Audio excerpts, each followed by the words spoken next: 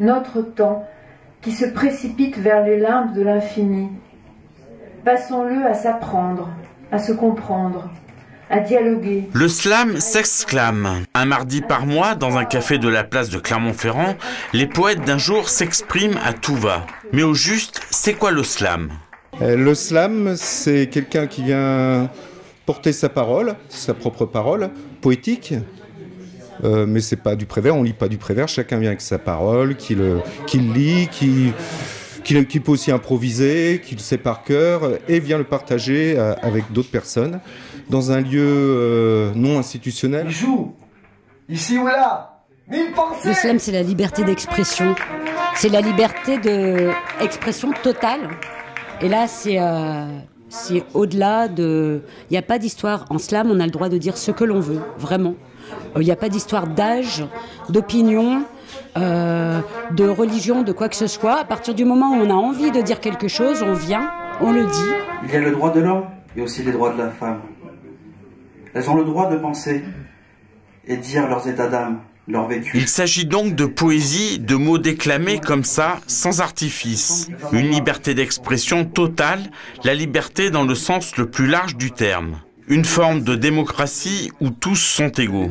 Ça marche en fonction des gens, c'est-à-dire que chacun a son envie de venir à une soirée ou pas. Des fois on est moins nombreux, on peut être plus nombreux.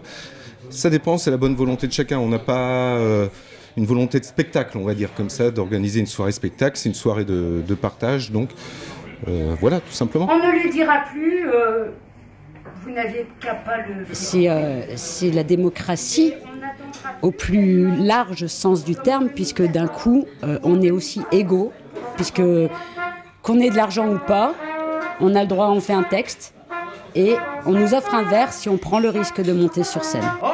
Il faut dire que les mots n'ont aucune limite, aucune frontière. Et cette semaine-là, c'est bien entendu de Charlie que l'on a le plus parlé. Charlie Hebdo était une revue décatie, gâtée par les cathos. Étienne, lui, slame depuis peu.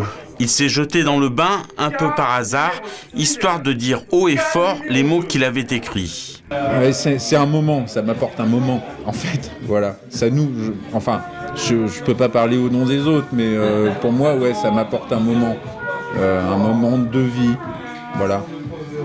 Même si c'est pas du concret, même si quelquefois ça s'en va un petit peu, c'est un peu fumeux ou des choses comme ça. Ce sont des choses que les gens ont envie de dire et qui déclament comme ça.